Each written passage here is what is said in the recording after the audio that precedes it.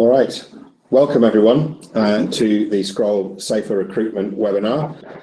Just ticked over 4:30 in the afternoon here in Perth, so good afternoon if you're on this side of the world, good morning, good evening, good night if you're on various other corners of the world. Thanks for joining us. Great to see such a great reception to this. I think we had 400 or so registered. I can see we've got about 115 joining us, so we'll keep an eye on those numbers as we go through. My name's Sam. I'm head of sales with Scroll, and I'm going to be moderating this discussion this afternoon. I hope you can all see on the right hand side here. I'm joined by our two guest hosts. Joining us from Leiden in the Netherlands, I believe, is Jane Larson. Jane has led CIS, the Council of International Schools, since 2010, and is also chair of the International Task Force on Child Protection, so is uniquely positioned as a thought leader on what is obviously a really important topic. Now, I've known Jane for a couple of years now, and as long as I've known her, she's worked pretty tirelessly to promote an understanding of issues relating to child protection, the risks that they present for schools, and some strategies to mitigate those risks. So looking forward to hearing what Jane has to say this afternoon. Thanks for joining us, Jane. Also joining us from Nanjing in China is Laurie McLennan. Laurie is currently director of Nanjing International School. His 30-year career has taken him from his native Scotland to, and Laurie, jump in and correct me if I'm getting any of these wrong, but Colombia, Vietnam, Belgium and Sri Lanka. Certainly some interesting corners of the world you've explored there, Laurie. He's also a member of the board of EACOS, the East Asian Regional Council of Schools, and he's previously served on the CIS Board of Trustees as president. Laurie is a strong advocate for inter-school cooperation and collaboration on safeguarding, and has a real wealth of experience that we'll explore and draw on in today's session. So thanks for being here today, Laurie. Good to see you. I'm going to start with a really short presentation that should give some context to today's conversation. Just before we start, I'm going to run through some figures around really the prevalence of child sexual abuse. Now, this is a really difficult topic. Some of the stats that we're going to be looking at might be surprising. They certainly, when I saw them, were quite confronting, and they might make you think about some things that you'd rather not think about, to be frank. So just as a sort of a warning, I suppose, if anything in this session does make things difficult for you personally, be aware that there's a lot of resources out there to help, and please don't hesitate to contact us or contact me, and we'll do our best to point you in the right direction there to get a bit of assistance if you need it. So exploring some of these figures, and Jane has very kindly provided us some task force statistics on the prevalence of child sexual abuse globally. Now, these are snapshots that came out of the US and Ireland, but there's nothing, as far as I'm aware, to indicate that the issue is any better anywhere else. It's a global issue. It affects schools specifically, and there's a few reasons really why international schools are particularly vulnerable. I guess, you know, firstly, it's hard to track offenders across country borders, combined with that standard 2-3 year contract kind of cycle that we're all in with teachers and oftentimes leaders as well, creates a situation where it's become normalized to hop from country to country on a fairly regular basis, which adds a real layer of complexity to sort of understanding and tracking people as they move. On the topic of complexity, you know, there's a lot of schools where leaders are outside of home country. They might not be familiar with the legal framework. Some of those legal frameworks can be pretty opaque and hard to understand or access, particularly as a foreigner, meaning that, you know, oftentimes schools don't know where to get the right information. They don't know where to go or what to do when a safeguarding issue does present itself. So, you know, a couple of things to bear in mind really are that prevalence and the risk that international schools are in. Again, looking at some expectations, and this has come via Jane from the International Task Force for Child Protection, looking at what schools should be doing when they're hiring staff, bringing in volunteers. The key expectation really is to have rigorous policies and procedures to ensure that all adults who interact with children are suitable, and that's really what we're going to be focusing on today.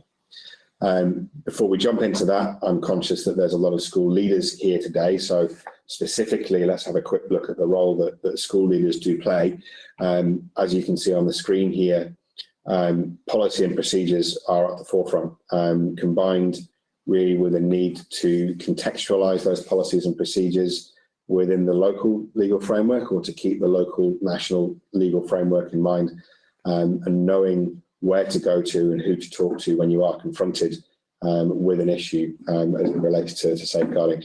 There's a link here, and we will make this presentation available for download after the webinar, and there's a link here for you school leaders. That's a really good resource from ICMEC, which is the International Centre for Missing and Exploited Children, that gives some more information on that last point. So today we're going to have a look at and a bit of a fireside chat, I suppose. I'll move this presentation out of the way and we'll get Jane and Laurie up on screen.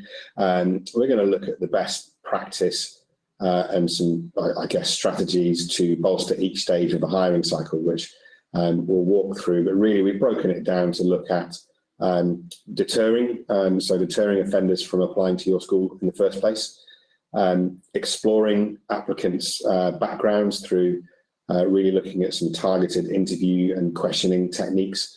We're going to look at, screening and exploring through targeted interview techniques. We're going to look then at verifying a potential new hire's history and background through referencing and background checking. And once we've done that, we're going to talk a bit about implementing these standardized processes to protect your schools and how those processes evolve. Obviously, we're looking at an ever-changing sort of context and ever-changing threat. So let's start. Jane and Laurie, if I can ask you to unmute yourselves, I'll move this presentation out of the stream and we'll start looking at some questions. So we'll start with deterring.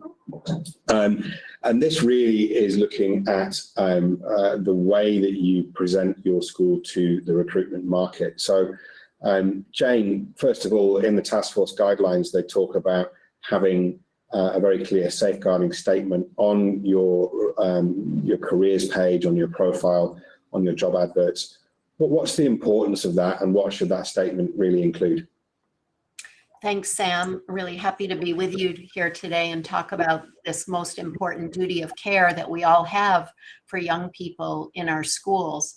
And we know when the task force founded, we made it our business to reach out to people in other professions who actually track people who are highly mobile across the world, who are looking to take advantage of weak or underdeveloped systems. And that exists not only at the national level in terms of laws, different laws, but also at the institutional level. So if you're at a school, if you're the leader of a school, it's really important to consider what your front door looks like. In today's world, for most of us, that's our website or any other place, such as social media, that you use to attract, to bring people to your school. And what could be a more important responsibility for a leader than to take that opportunity to learn as much as you can about the people applying to your school? So by starting with written statements of the school's commitment to child protection and safeguarding is a deterrent.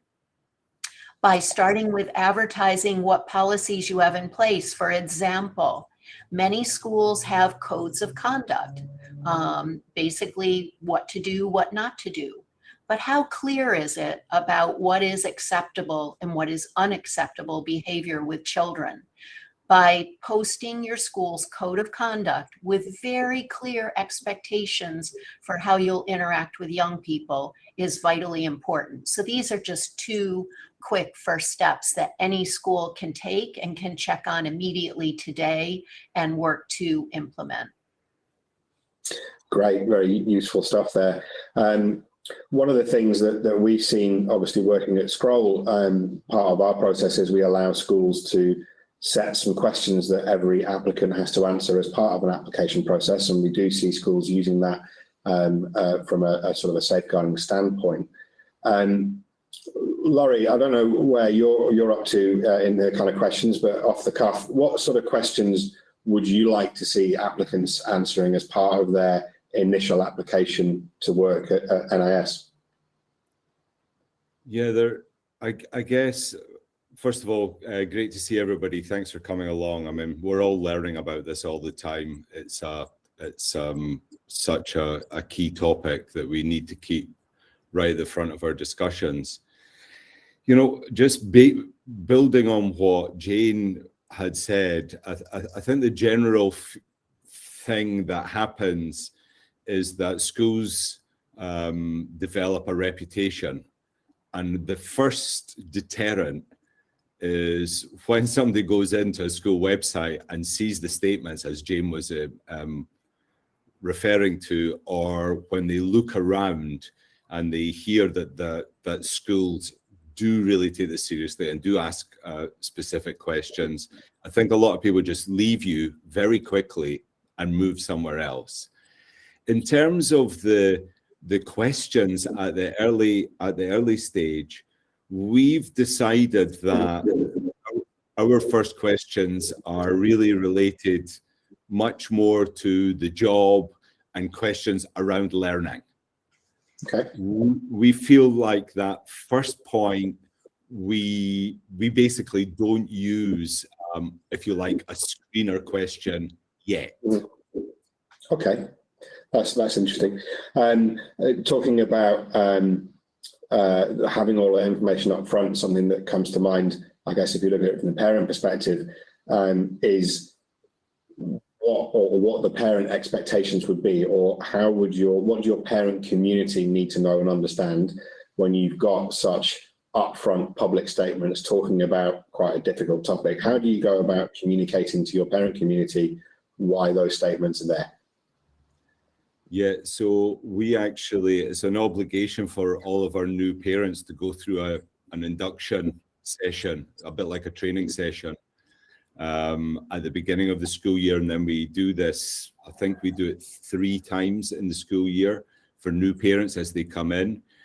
And it's for them to understand the context of safeguarding in the broader context, but we also make it absolutely clear to them what we do in terms of making sure that the adults that their children are engaging with on campus have gone through a process. So we're trying to help them understand what the big picture looks like, for them to realize that the things we can control begin with, if you're teachers and staff. It's always a surprise to us how many parents have not even thought about it. I'm sure. Yeah, I mean, it's not something you really want to think about too much, really. But I think that's a great kind of idea, and I guess it forms part. Just sort of popped into my mind. We had a session with Tim Gerrish last year talking about some of this kind of stuff, and one of the points that he made up, or he talked about, was reduction of crime by environmental design, which I think a lot of this kind of feeds into, having these structures in place, things like safeguarding policies, codes of conduct. Your parent induction, Laurie, sounds like a great idea. Are there any other sort of structural steps that maybe, Jane, that you've seen that schools can take to deter offenders from applying? Is there anything else? I think that's a really important question. I think going back to the statistics, one of the things we know is that abuse happens for many different reasons. In any community, parents, the students themselves are a vital part of the community. And especially coming out of the pandemic, we all realize that there are multiple forms of abuse, not just physical, but virtual. And so often it's not simply the stranger, the applicant, who we have to deter. But again, I'm going to go back to code of conduct and thinking also about parents as partners and the students themselves. How are we educating the whole school community, as Laurie pointed out, to understand what is appropriate and what is not appropriate behavior? And in some of the research that the International Task Force on Child Protection has conducted as a baseline in 2013 and again in 2019, we see that more schools have policies and practices in place. They have these statements of commitment to deter offenders from applying to schools. But we still have identified the most important barrier to understanding and addressing abuse is cultural difference. And that means the role of education for the whole community becomes even more important for our parents and students. And quite often, the person most likely to harm a child is someone they know, whether it's a family member or even another student in the school. Because people don't grow up and as adults decide they're going to start abusing children. This kind of behavior starts as a young person. We grow up, we develop, we start to experiment, we start to test the boundaries of what's appropriate and inappropriate. So I want to go back and really emphasize that even beyond recruitment, what's vitally important for everyone listening in is to understand that it has to be a comprehensive approach on all sides. Absolutely. And look, I wish we had time to talk in more detail about all of that, because you're right, that broader context and the recruitment is really just one piece of the puzzle. And I guess that's one of the challenges that international schools face, is that cultural difference, or that, the cultural context. So interesting points there. I'm going to move on from deter and move on to the next stage in the hiring cycle, which we refer to as screening. And this, I guess, is looking at the information that the candidate has provided to you as a school leader or as a recruiter, sort of the format that might come in, and any sort of real red flags or common things that might be easily missed but are important to keep an eye on. So Jane, more broadly then, what would you see as some of the, I guess, hotspots or red flags, or something that might raise a concern or prompt further investigation when you're reviewing, whether it's a scroll profile or just a resume that's come through an email? Mm-hmm. Yeah, looking carefully, really having systematic procedures for the review of all the information you're collecting. Each step, as you've laid out, Sam, is vitally important. I think in general, and I know Laurie will want to speak to this personally, one of the things that's frustrating is that knowing that confronting challenging behavior is difficult for everyone. And frequently you will see in the references that you receive, or even in people presenting themselves in their CVs, they don't list all the challenges up front, and they're not listed in the references. You need to make the call. This is a campaign that the International Task Force is undertaking this year. People who are responsible, who have a duty of care, who are going to make that hiring decision, they need to call people and talk to people who've worked with the candidate before they hire them. References do not suffice. There are many reasons that people do not list challenging or unprofessional behavior on those references. But all of those behaviors added up, maybe each one in themselves seems like a small thing, whether referred to in writing or mentioned during a conversation, but all those little things can add up to be something big.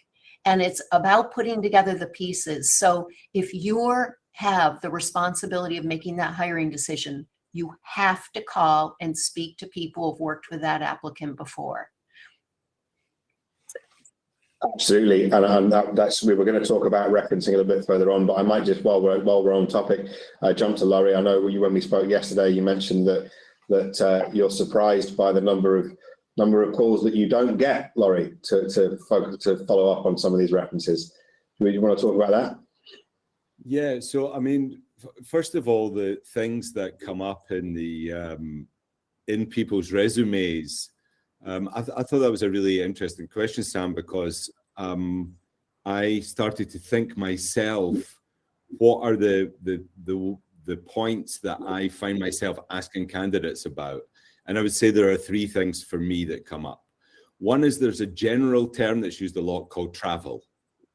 Yeah. I just want to understand what that means when there's a big gap. The second one is study. Sometimes people are very specific about what they're studying. You know, they took a couple of years to do a master's or whatever, but sometimes that's not clear. And there's another term that people use, which is leave. Now, there can sometimes be really good reasons for these three things, but I've found when you ask people, it's really, the way people respond is very interesting, because someone that's really not got anything to hide, they just say, oh, sure, should that be a bit clearer? Here's a person you can talk to. The reason I did that at that time is I got support. They usually have something very, very clear and easy to follow up on. I mean, the thing about references, I know we're going to come to that, but it is a major bugbear for me. I'm sure some of the people that are on this call are school heads, and some people working in school HR. I would say, and my colleagues tend to go to a lot of what you might call first-tier schools here in Asia and in Europe when they leave NIS. I would say that for every 10 staff that leave, 10 get a job, and I get one phone call. One. Yeah. It's absolutely shocking. I have this year, I think there are about 10 teachers that have got jobs in other international schools. This is my first year when I've not had a phone call. I'm just astonished. Yeah, I mean that's genuinely it scares me, to be honest, as a parent, for sure. And we will drill down on referencing.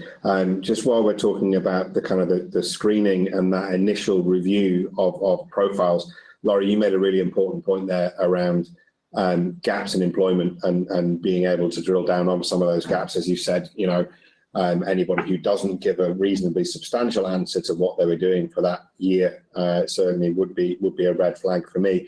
Are there any other pieces of information that either are routinely not provided or would be the ones to sort of focus on when you're reading through a resume or through a profile?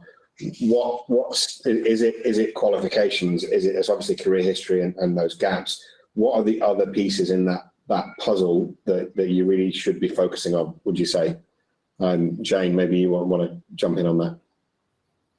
Sure, I'll just start. I think it's really interesting to ask candidates to write about how they see themselves working with young people, to reflect on that, on their role, how they see themselves as a role model, maybe probing further all the different ways, formally and informally, that they've interacted with young people.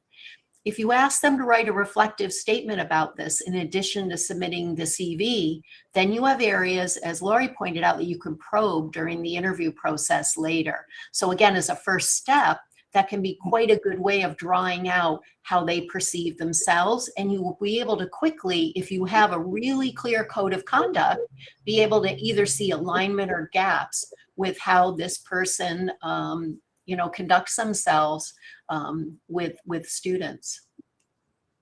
Yeah, look, that actually moves quite nicely into the next stage, which is the kind of explore and interview, because this is, I suppose, your one shot. It's not your one shot, but it's certainly your first interaction with these candidates beyond the piece of paper or the virtual profile that they provided. Reading again through the task force guidelines around interviewing, there's some kind of real core questions that are recommended to ask every candidate that you're interviewing. Jane, do you want to talk about what those core questions are that really drill down on the child protection and safeguarding in an interview?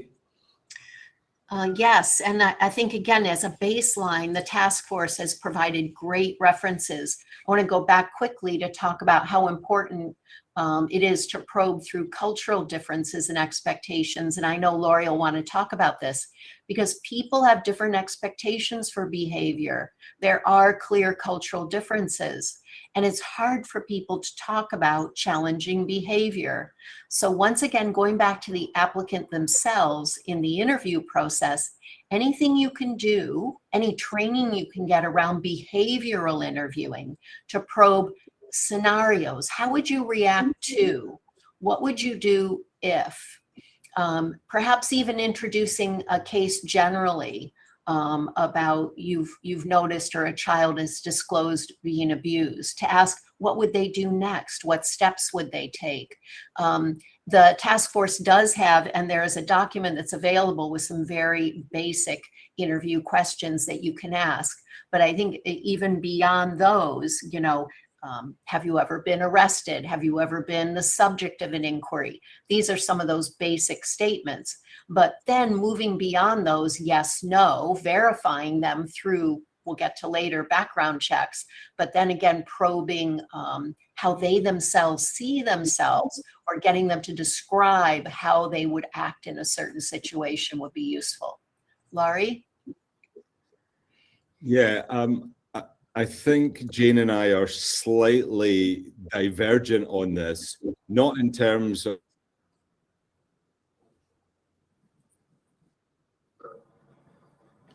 No, we lost Laurie. Jane, can you still hear me? Sure, I can. Yep. I think hopefully All right. he'll come back shortly.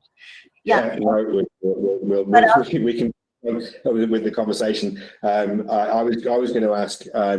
Obviously, asking the questions and having those good questions to hand, and consistently asking the same questions through the interview process is important. How do you judge the responses to those questions though? Is it what they say? Is it the way they say it? Is it body language, or a combination of all of the above, would you say? Certainly. And picking up on what Laurie was about to say, I think, I would say it's vitally important that you make sure the questions you're asking are contextually appropriate. And that means to your local community. It'll be really important to describe, how the community itself, what are the nuances and unique aspects about, again, a code of conduct or our expectations for working together. You can probe both of those and get a pretty good picture of someone's, I guess, issues of how they would present themselves professionally or not. So, and here's Laurie back with us. Oh, I didn't realize I left. I thought everyone else left. Were you just sitting there talking to yourself, Laurie? Yeah, I'm sorry, everyone. It wasn't that interesting. No, I don't know if you caught. I was basically saying that Jane and I, we both want to get to the same place, but my approach is somewhat different in that when I'm asking the questions, I'm genuinely, particularly about interactions with students, interactions with colleagues, scenario setting, we have all of those things. I'm genuinely trying to find out about this person to see if they would be great with the students at our school. I'm not consciously doing detective work, but I can tell you in those conversations, when orange or red flags come up, in the same tone as the rest of the conversation, I will ask very pointed questions about someone helping me understand what they are talking about there. So I'm basing this on, this is potentially a great person to be at our school, with an awareness that there are things that I may have to steer the conversation towards because of some of the content of the answers. Yeah, look, and that makes a lot of sense and really puts some context around it. Your interview, I think all of this is a really important part of the interview process. But as you said, Laurie, you're really trying to establish whether this is somebody that's going to be great for your students. I guess tied into that is bias, right? Because we all have these biases, and those, I forget where I was reading it, but I read something recently that said you can miss a whole lot of things because of your bias when you've decided that person that you're talking to, that you like them because they went to the same school as you, or they wear the same color tie as you. How do we stop our biases from letting us overlook or minimize any issues that might come up. Do you mind if I start on this one, Jane? Right ahead. So I know we're here talking about safeguarding and recruiting, but a major thing that's going on in all of our schools is we're looking at our inclusive policies and whether through recruiting we are aware of DEI type aspects of how you get a broader range of different people from different backgrounds with different experiences, with different people in themselves to come into your school.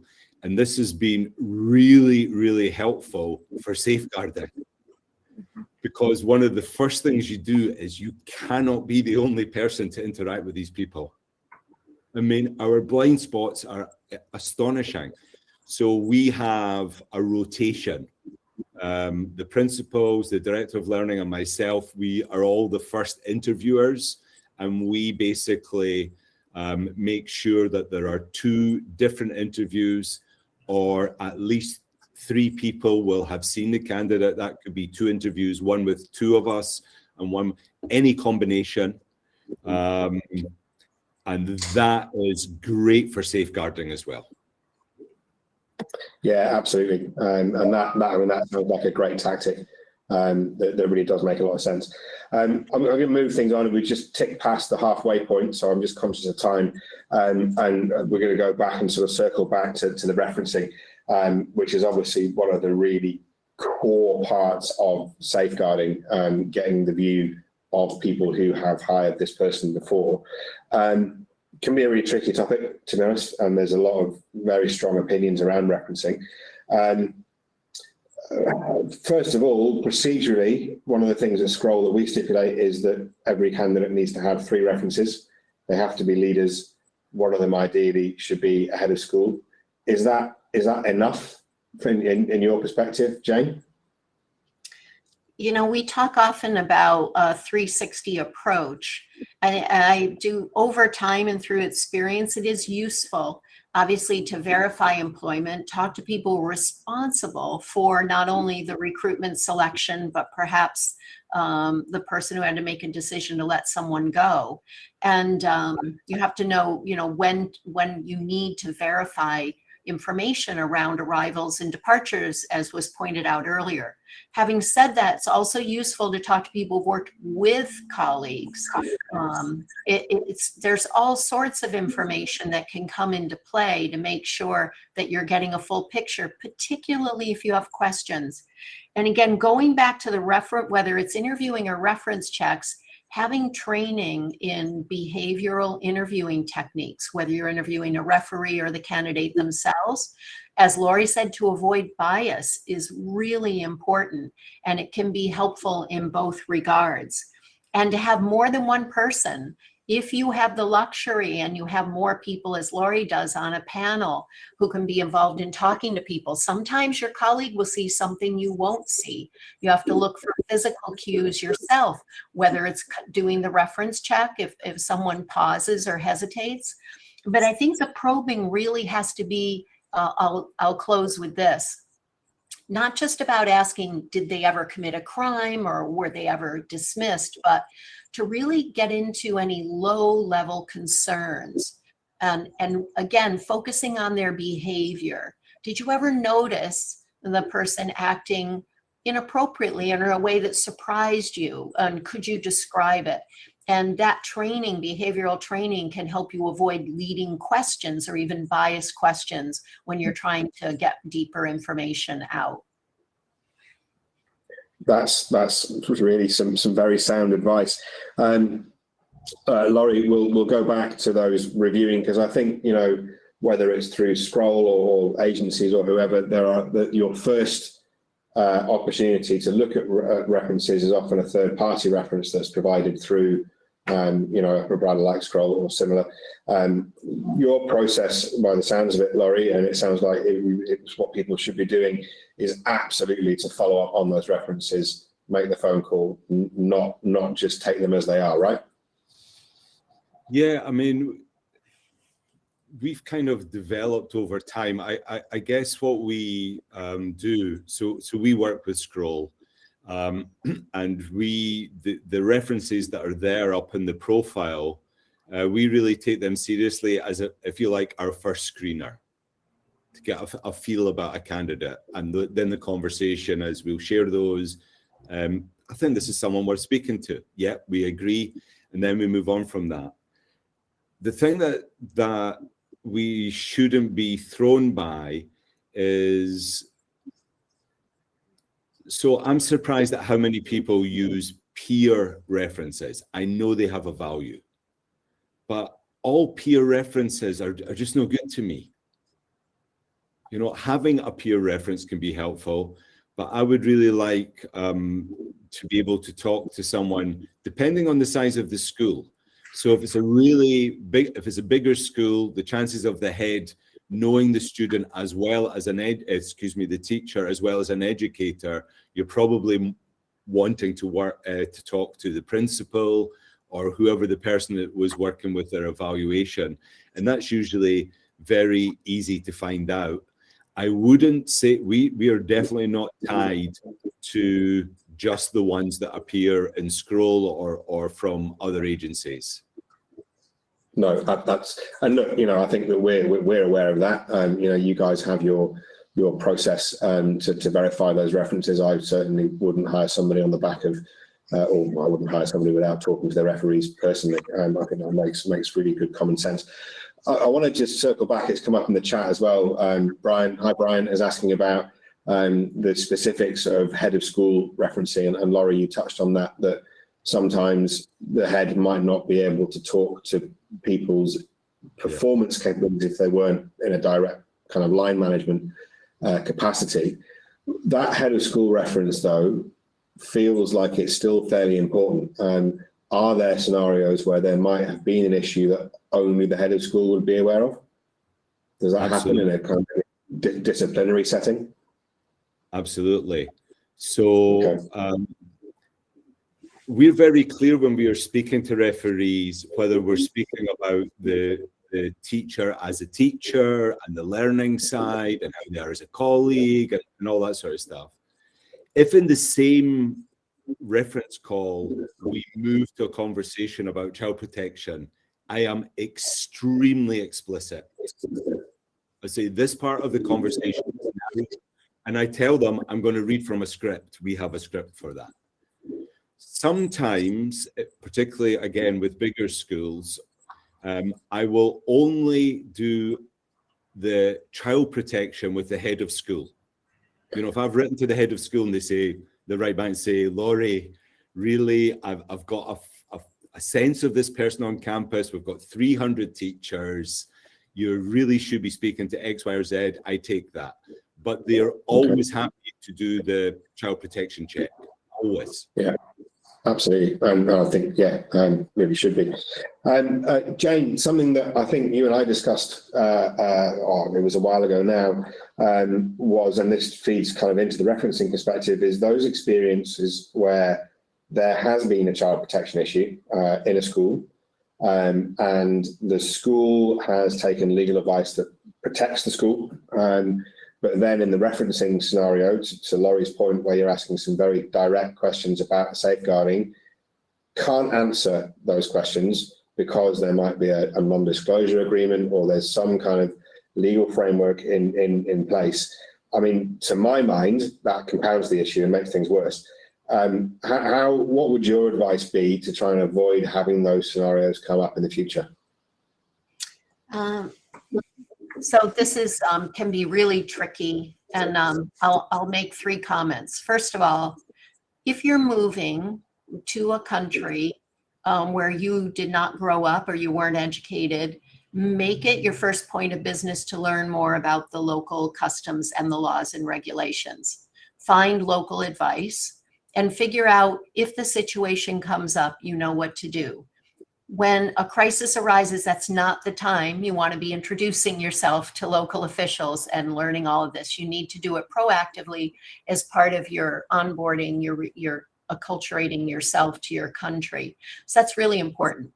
Number 2, The International Task Force has produced a number of resources. You pointed out, Sam, they're all at the ICMEC Education Portal, the International Center for Missing and Exploited Children. But perhaps the document that we end up referring to school leaders or anyone struggling with a child protection or safeguarding issue is the Managing Allegations Protocol. And we put that together working with experts, including governmental officials, law enforcement, psychologists, medical doctors, educators. It's very practical. It's very accessible. Have that document at your side. Review it in advance. It gives a lot of very practical steps to take to address what you're talking about, Sam, what happens when someone has been accused. And the third thing I'll say is, yes, there are very restrictive laws in some countries around if someone has been accused of a crime but not convicted, that you can't say anything about it or do anything about it. But I guess the response will be, let us help you. Frequently in international education communities, we know we're very diverse. We know we come from multiple countries. You can draw upon legal advice, not only from inside the country, but outside the country, particularly if it pertains to someone who's of a nationality not from the country itself. And a last thing I'll say then is non-disclosure agreements. They're unethical. Don't sign them.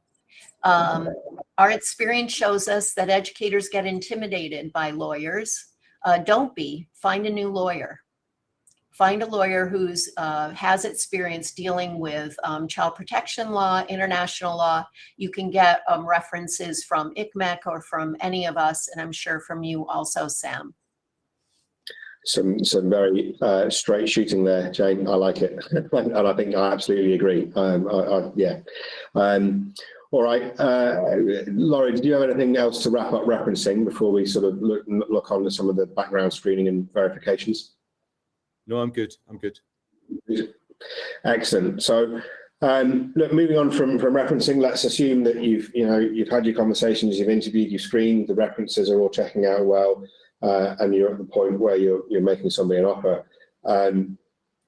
Verifying their credentials is something that, in my own experience, having walked into a lot of schools and asked what they're doing, doesn't seem to be something that is universally adopted as part of the process. Our own data from background screening suggests that up to 25% of people have some form of discrepancy in their resume. Most of it, to be frank, relates to embellished or fraudulent kind of qualifications and credentials. There's obviously performance implications if somebody doesn't have the qualification that they say they had, but what's the link here between the credential side of things and child safety, child protection? Jane? I don't know that anyone has data on that, Sam, to be honest, but what I would say, if someone's untruthful about their own background, they may be untruthful about other things. I think there are a number of very good agencies out there where you can verify educational credentials, certainly through the institutions themselves, if you have any questions. But again, depending on the background of the person you're considering hiring, the way that countries, provinces, states, portray that information or verify that educational training or even licensure differs across the world. So I think it's really important just to get your resources in place to know where you will go if you do have questions, so that you can verify some of this information. And as Laurie said, gaps, that's a good time if there are gaps when you might want to start checking dates. I think the big thing we'll say is there's been some really great work coming out of the UK where they highlighted the prevalence of people changing their names after they've been accused of a crime. And the fact, so I think one of the things you do have to check is, have they always used the name they're using on their resume, and try to find out and see if they ever have used other names, and check that across every single document you've received. Yeah, absolutely. And I think, it would be remiss of me not to point out that Scroll through the Scroll Verified platform can have credentials verified in most countries, around the world, alongside those qualifications. But I think that there's a really important point there about the credentials, and the stuff in the UK around name changing is really important. And I think that goes through the whole process, right? One of the questions that you might ask when you're accepting resumes or on your application form is, do you have any aliases, or have you ever been known by other names? And then making sure that matches up with that documentation. Laurie, on credentialing, what strategies do you use at Nanjing International School, or what have you done in the past to kind of mitigate that? Yeah, so I'm not sure how great we're doing with this. I mean, we do have an approach which we feel that we're kind of helped by the national requirements being so stringent for bringing teachers in from overseas. And the pipeline for new teachers coming into China is a long journey. When you were talking about the names and aliases, I really feel more for female colleagues who changed their names through marriage, and they have their university degree or their teaching qualification in their maiden name, because the Chinese authorities then require a whole series of proof that is a bona fide name. And sometimes we've had people that they themselves call themselves by not. So here I am, I'm presenting as Laurie. My name is Lawrence. And we've had this situation where we've had people with 2 degrees. Yeah. So we've had people that have had 2 degrees, one saying Jenny so-and-so, and the other one saying Jennifer. And it has caused a lot of problems. So we've developed some ways for verification there. But I do also, we're very pleased that we're hiring teachers from a range of different backgrounds.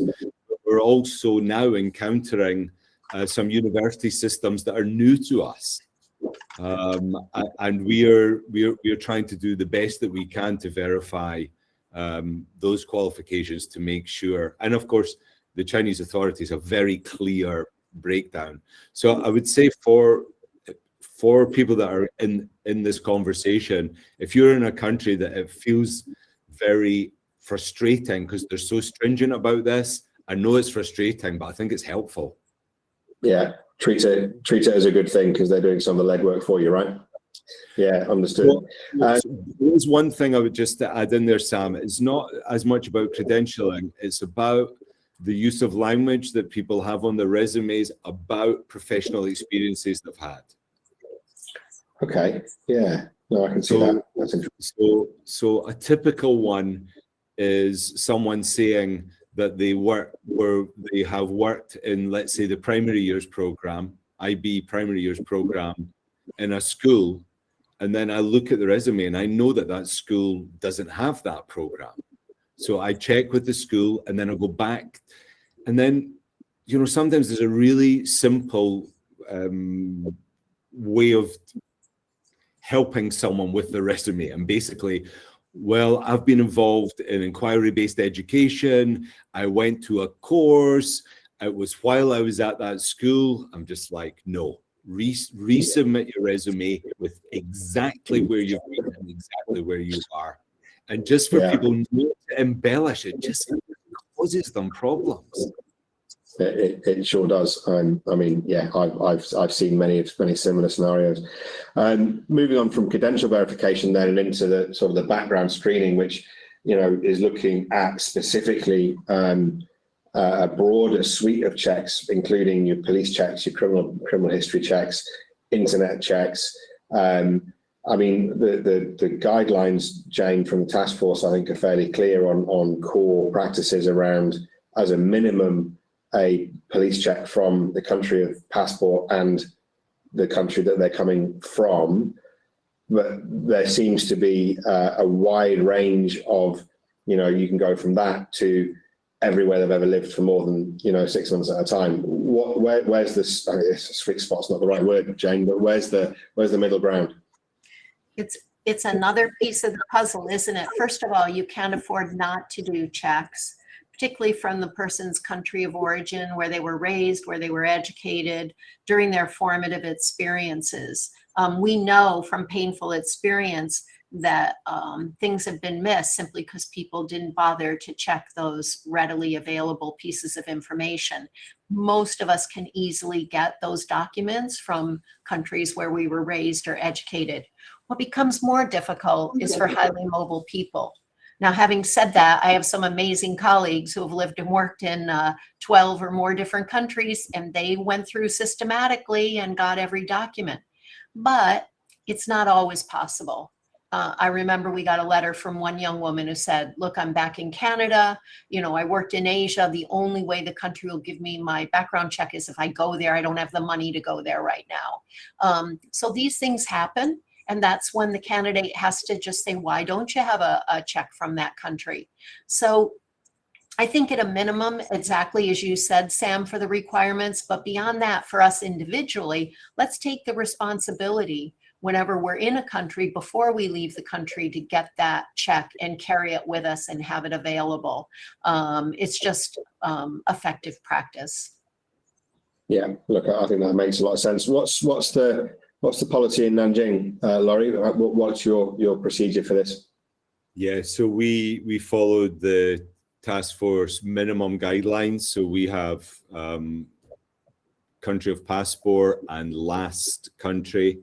And there will be certain times with situations that occasionally we'll look for more. But yeah, we've had people that have been refugees from a country working, you know. The people that have got gaps, like those situations, they have such viable, real stories that they can evidence for you. But just to add, you know, the advice you gave, that Jane gave, I am really impressed, particularly how many younger teachers, let's say teachers between their 30s and 40s, how many of them are just systematic and having this stuff as part of their professional portfolio. It's really good to see. Yeah, and that's something that we're seeing more and more as well, is candidates uploading a lot of that stuff onto their scroll profiles. So you've almost got a ready to rock, you know, complete criminal history sitting there before you even talk to them, which is astonishing. So kudos to those of you who are doing that. I guess aligned to the criminal history is internet checking and social media screening, and we're seeing, you know, 5 years ago there was a real taboo about social media screening. People got very twitchy when the topic got brought up because there was some cultural barriers and all the rest of it. We're seeing more and more schools, as part of their process, ordering a full kind of social media screen process that looks at, you know, a lot of publicly available information and is looking for indicators of, you know, attitudes and such. Is that becoming more normal, Laurie, do you think? You know, again, that's interesting, isn't it? Because I've been looking at the social media because someone on the resume has included their Twitter or their Instagram. And I'm just like, I wonder what they write about. And it's really interesting to me, the number of people, particularly on Twitter, that are engaging about education stuff. And I see it as a real positive. So I can't remember the last time I consciously went and did a check on somebody. I think what I've done is I've responded to what they've shown to me. Loads of people have really interesting websites that can be about other interests that they have. Again, that's me going to something that they have offered. It's an interesting point about how people's views on privacy. I mean, it's just so broad. I've never said to someone, do you mind if I do a check on you? I've only really responded to what they have put forward.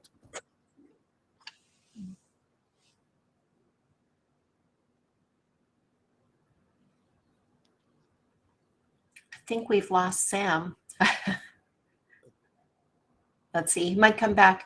Laurie, we're Yeah. still here. Maybe we'll just, there's a lot of questions coming in the chat that are really interesting about these checks. And we can say that we know that the practices on getting checks do vary depending on the local context in the country. Someone just asked, what about current staff? How often do we renew those?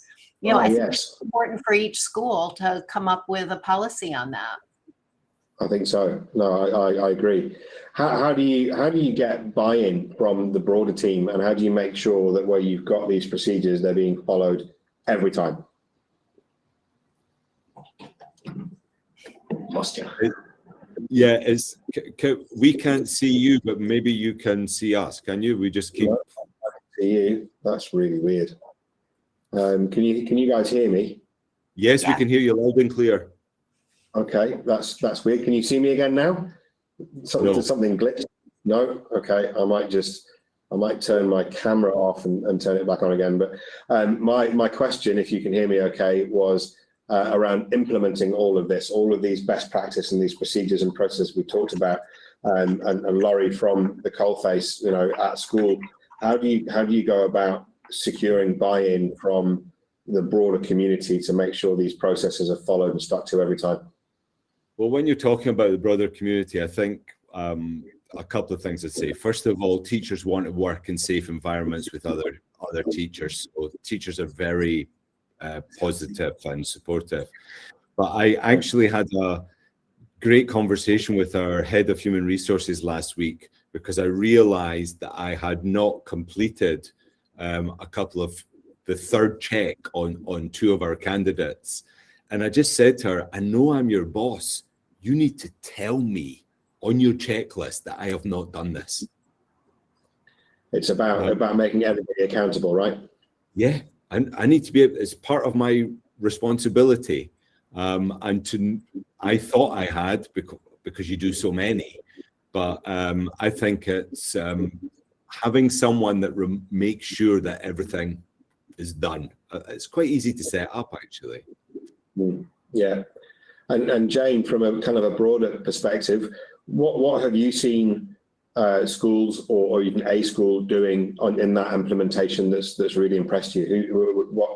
What does getting it right look like in your view? I think it's about the time we devote again to training. I'm going to go back to where we started. Whole school expectations.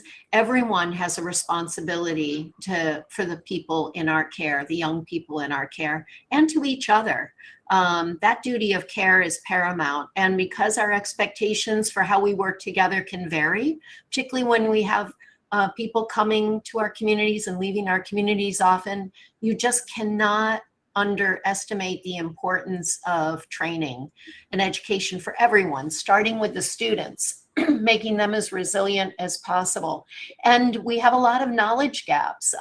One of the things, even here at CIS, we realize we have people who've joined our organization the last few years and say, yeah, why do we do so much work on child protection? And it's because, you know, we have to continually go through repeat training to make sure we're filling in those gaps of knowledge so that we can be as careful as possible and have the right access to the information and resources that some of us are more familiar with.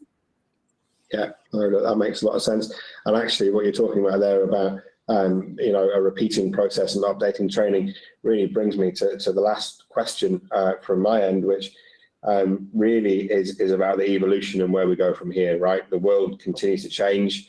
People are getting smarter. More stuff is done online versus offline. What else do school leaders need to consider in the face of the ever-changing threat, for want of a better word? Are there any practices that we need to bring in that are new? Is there anything else we need to be aware of? I guess I'll start, Laurie. Just saying again, the digital world is where our young people are spending a lot of time. We have to pay attention to that. There's been an explosion of information online, and that means that people who do want to take advantage of children will try to get into those spaces too. So our education has to include keeping safe online. Yeah, absolutely. Laurie, any thoughts on that? Just a couple of things that came up in the chat. I mean, I agree with Jane that this is a changing dynamic. It's a changing space we're in. But one of the things that I've realized, and this was brought on because of the pandemic, I feel that we are much safer recruiters now that we do the recruiting online. I mean, we have spent so much time with candidates, so much time with the referees, and we used to go to job fairs and make snap decisions based on kind of gut feeling, and most times it went okay and sometimes it didn't. So I actually feel straight, I don't know that I would have thought that this is how it would go. I actually feel we're doing safer recruiting just because we give more time when we're in these online spaces, because we are spending more time with the candidates. We're getting to know them better. That's a really interesting point. That you remove that gut feeling that you get when you're sitting across the table from somebody, and as long as you're conscious of that, then maybe that does play into a sort of a safer space. Look, we've reached the end of the half hour here. If you guys don't mind, we'll wrap up the questions and just wrap up my questions, and if we can maybe just allow sort of 5 minutes, I suppose, if you both have the time. Are there any questions that either of you guys will put out in the chat? I know we've thrown a couple as we went, or if there are any questions from our audience, if you want to chuck a few into the chat just now, we might have time for a couple of questions. While I'm waiting for that, there's some links to some resources on screen here. They are both through the ICMEC website that Jane was referencing previously. So the International Centre for Missing and Exploited Children has an education portal. It's a huge resource. It's got information all across so many different parts of this puzzle. And within that, but I've linked to it separately, are the recommended screening and assessment practices for international school recruitment. So again, we'll make this presentation available after the for download after the end of the webinar. You've also got my email address there, so if you can't find it, send me an email, I'll send it to you. If you've got any questions, send me an email, I'll send it to you. Any questions coming up in the chat? Oh, I'm back on screen, that's good, fantastic. A question that came up a couple of times in the chat, and you both mentioned it, was the behavioural interviewing training. Do either of you have any specific organisations or people that you could refer our audience to for that? I'm going to just quickly say, go to the ICMEC education portal. There are some resources. There are tabs specifically on recruitment. And I know that we posted some guidance there, some examples, if you will. The number of providers is changing exponentially all the time. But you know what I will do in response to the question? I'm going to ask our recruitment committee on the task force to look into whether we want to make any specific recommendations in that regard. But generally, sure, forensic psychologists are great at behavioral interview training, just as a quick one. Fantastic. That's wonderful. All right, I'm not seeing any further questions popping up in the chat, so I think I'll probably round things out for now, and we'll close with a great thank you to Jane and to Laurie for joining us. It's been a really interesting chat. I've certainly learned a few new things. I hope our audience have as well. Thank you all for joining us. If you have any feedback, any further questions, email me directly. If you can't find my email address, salesandsupport@scroll.com.edu.au, or just head to the website. But thank you, Jane. Thank you, Laurie, for your time. Much appreciated. And I'll let you get back to your days or your evenings. You're welcome. Thank you, Bye, Sam. everyone. Thank you. Thanks again. All the best. Thanks. Bye-bye.